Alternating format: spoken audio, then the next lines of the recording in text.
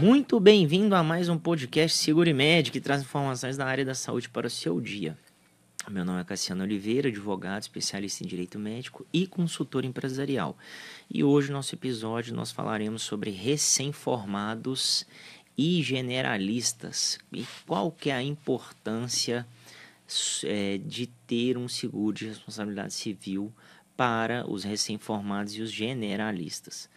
Então, nós estamos aqui com um convidado, que é a Isabela Fernandes, novamente, que é especialista nessa área. E isso foi até uma demanda, que muitas pessoas sempre nos perguntam. Então, a gente acabou trazendo, porque a gente, em outros episódios, a gente já tratou sobre o profissional da área de saúde, o médico, a gente falou sobre cirurgiões dentistas, só que agora nós vamos falar especificamente de recém-formados e dos generalistas, aqueles profissionais que não têm uma especialização, eles formaram por simplesmente foram para o mercado de trabalho. Então, nós vamos falar uma abordagem bem geral, como é que o que é importante eles entenderem para se precaverem na questão da sua profissão, se o seguro cobre, não cobre, o que ele precisa ter, enfim, tem diversos assuntos, aqui para a gente poder tratar sobre esse tema. E aí a gente quer, a gente vai deixar aqui a Isabela Fernandes nos dar um pouco da sua abordagem. Fique à vontade, Isabela, por onde você quer começar? Bom, primeiramente, muito obrigada mais uma vez pela oportunidade de poder falar para o seu público. É um público muito atento aí às informações, às novidades na área da saúde, no que diz respeito à gestão do risco profissional. E o que a gente tem aí referente à turminha aí dos profissionais que são médicos, recém-formados, muitos deles imediatamente já vão para o mercado de trabalho ali como generalista, para o paciente ali conhecido como clínico geral, já para atuar. E ao contrário do que muitos profissionais da saúde pensam, sabe, Cassiano, o fato dele não estar exercendo uma atividade mais invasiva, como cirurgias, procedimentos mais complexos, como a cirurgia plástica, que a gente sabe que tem uma alta demanda. Então, apesar dele não ser especialista, ele é tão ou mais demandado do que certas especialidades dentro da área da saúde. E tem vários e vários motivos que levam a esse aumento de chance de número de processos contra profissionais que não são especializados ainda. Eu quero trazer, é ótimo você ter falado isso, que eu quero trazer aqui alguns números, porque no meu livro, Vulnerabilidade Médica e Gestão do Risco Profissional, eu abordo justamente esse aumento de processos contra generalistas.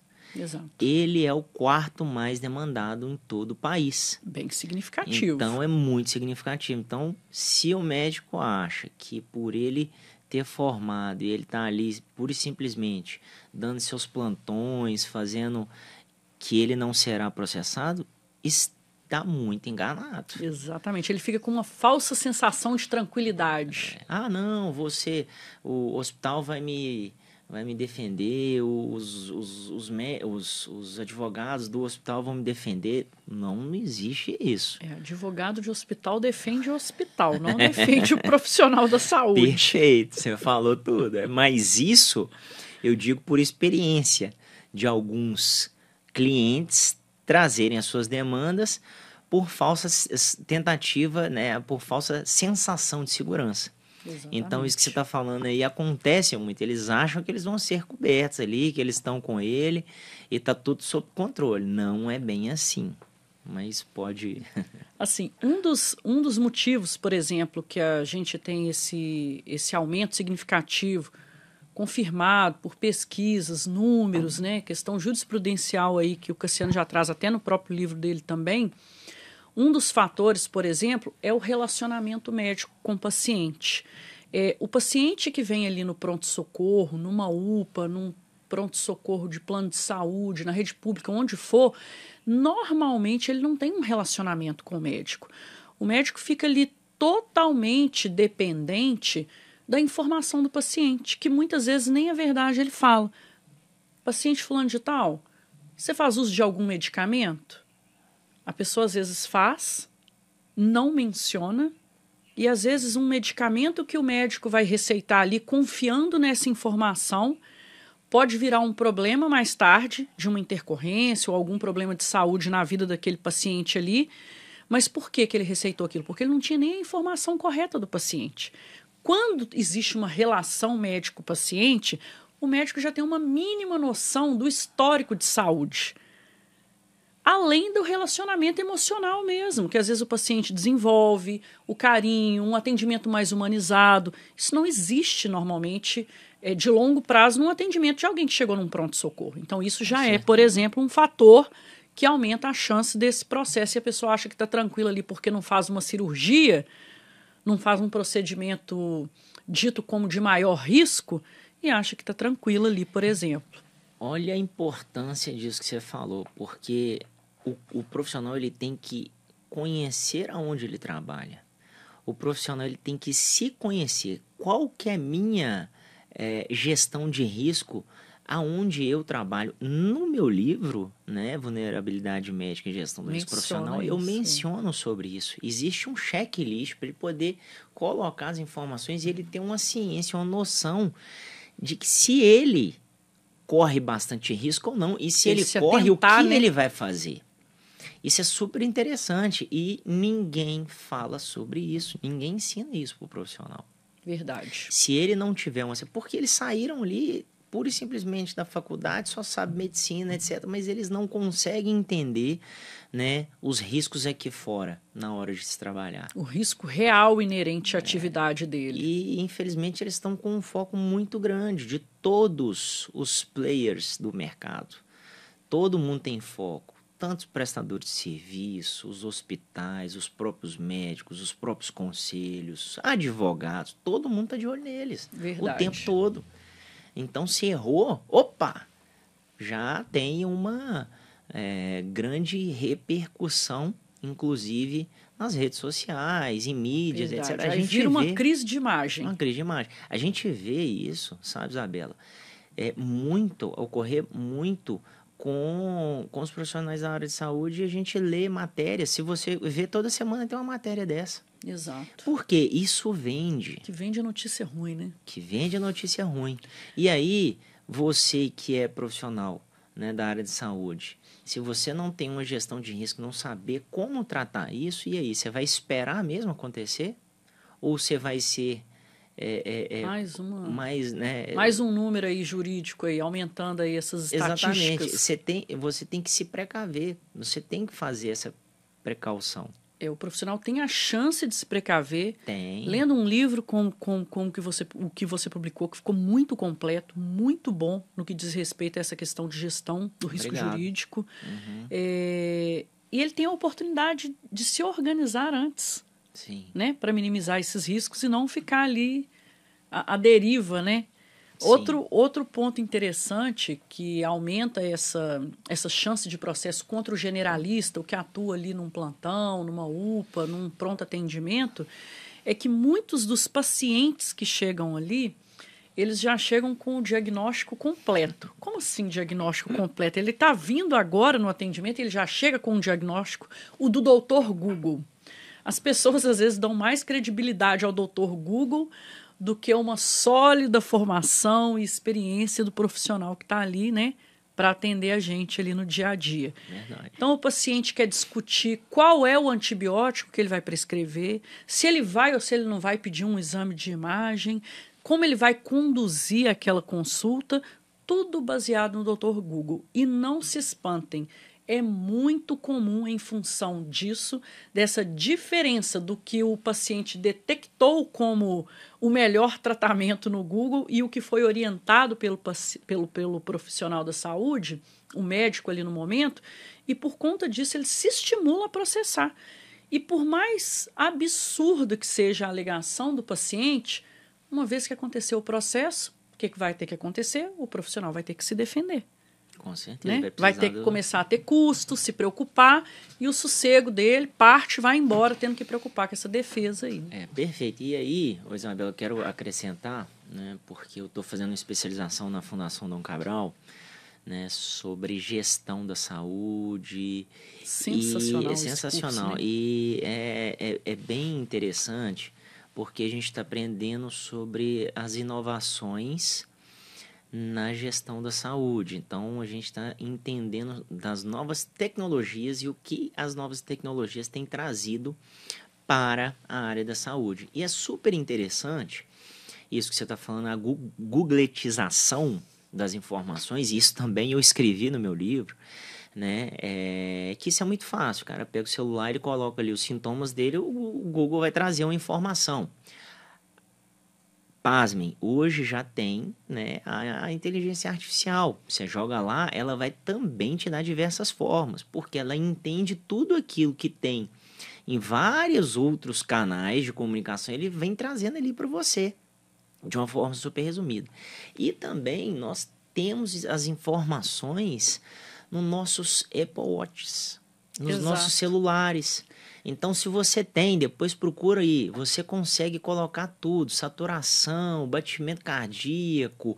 Nós temos um aplicativo saúde que chama... Quadro de saúde nosso fica registrado, né? Fica registrado, você consegue colocar esse aplicativo já diretamente para o seu médico receber essas informações. Olha, então, assim, o legal. negócio está se transformando em uma coisa muito extraordinária, tanto do ponto de vista tecnológico, mas também da informação, porque você a velocidade da informação pronta. Exatamente, ali, né? pronta, porque você está colhendo dados automaticamente. Por que você acha que essas grandes big techs têm buscado se transformarem na área de saúde também?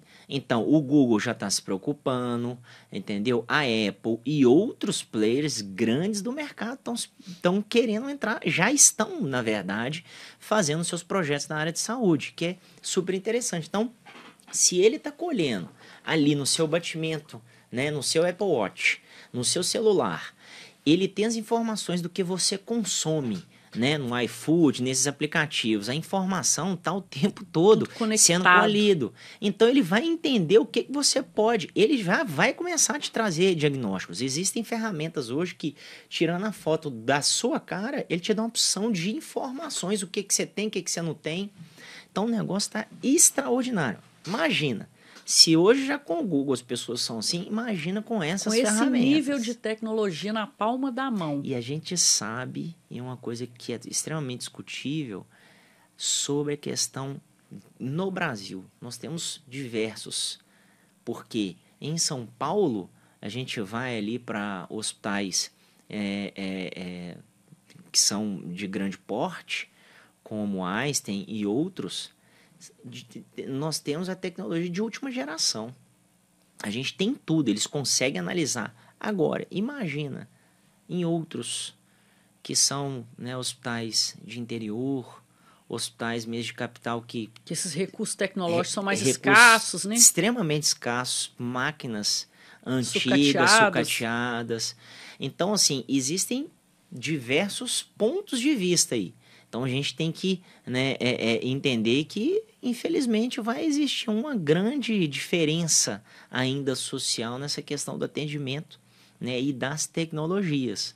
Né? Então, assim, olha, é muito importante a gente ter esse entendimento de onde a gente pode estar indo ali. Assim como elas vão ajudar muito a vida do profissional a trazer cada vez mais diagnósticos mais precisos. O problema é a outra ponta, é quem não está capacitado para interpretar isso, exatamente, utilizar isso até contra o profissional, que é esse caso que a gente falou, né, do Dr. Google. Aí as pessoas confundem informação com conhecimento. Elas têm a informação do quadro de saúde dela, mas conhecer de fato o que significa aquele monte de dados para a saúde dela e as tomadas de decisão para dali em diante, está na mão de um profissional. Exatamente. Que é quem a gente deve procurar, que ele sim vai analisar esses dados de uma maneira crítica, com conhecimento e não só com a informação. Muito legal isso aí. Com certeza. Então, assim, a gente teve uma discussão bem interessante, assim,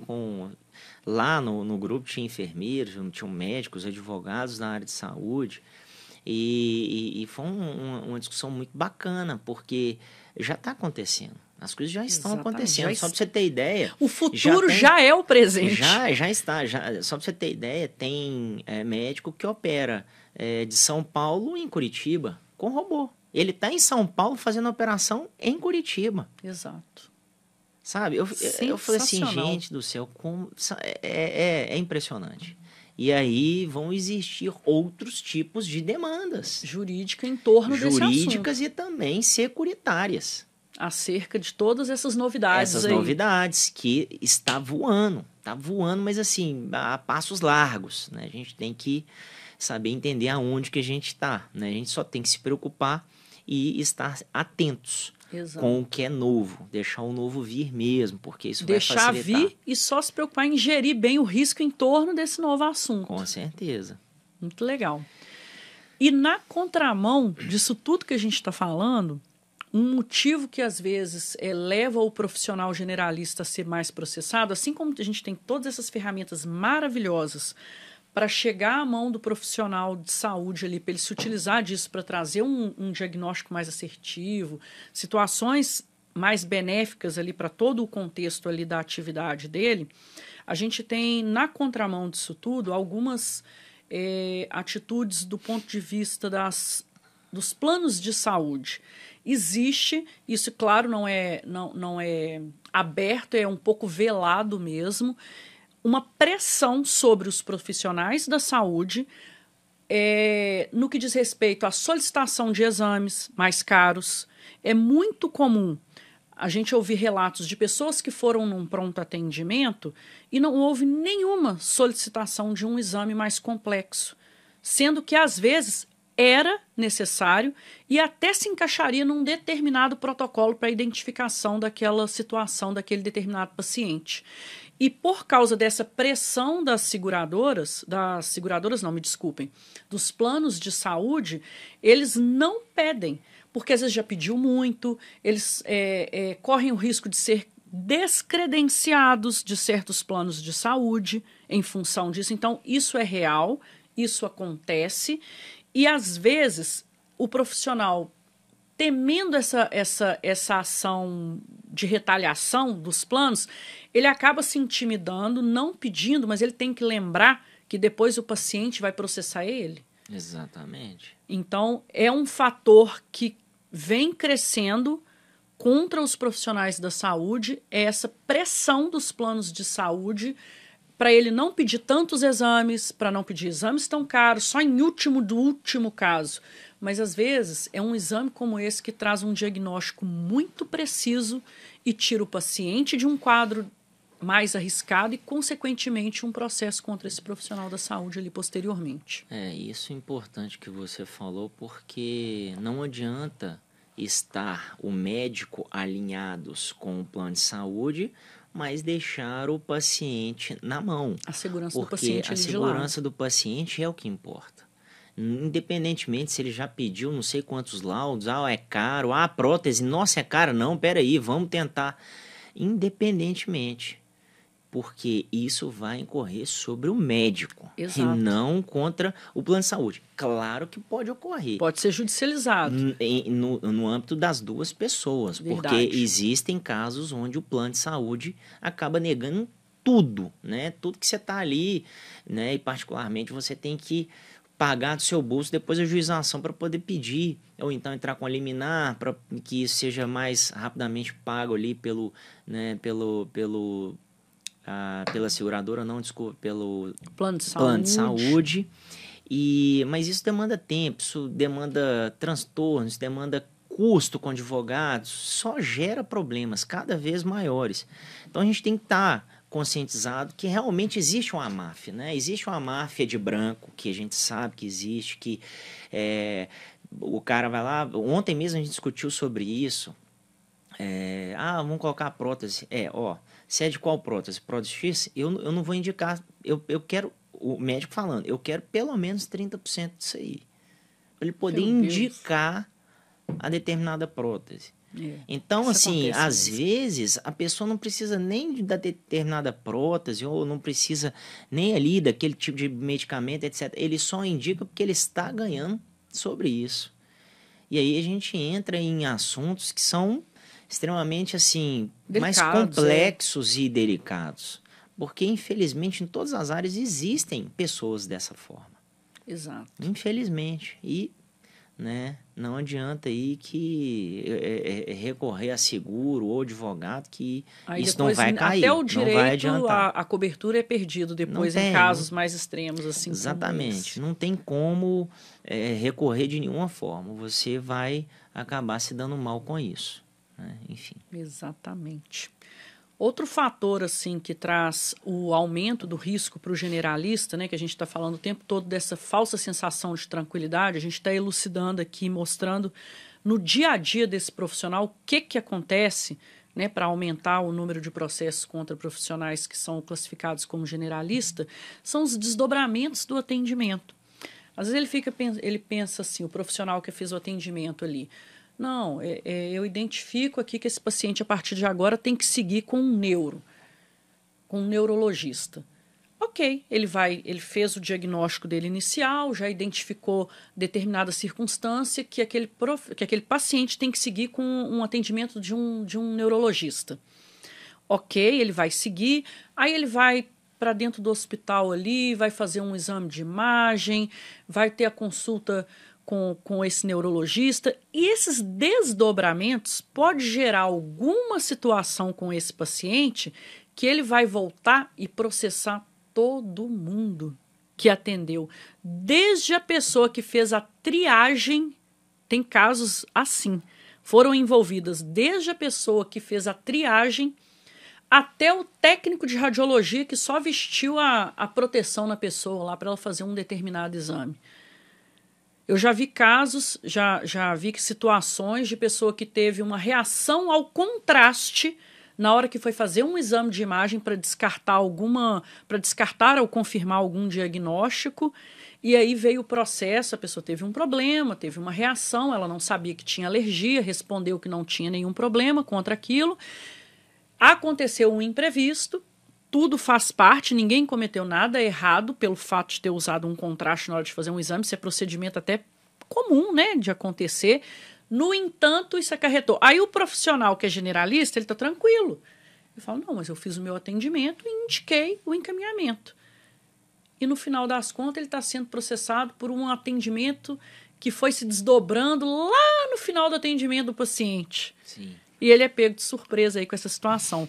Então, essa falsa tranquilidade que esse generalista fica só porque ele não tem uma especialidade ainda e ele não se envolve nos tratamentos e nos procedimentos mais invasivos, mais uma vez se confirma que é uma falsa tranquilidade aí.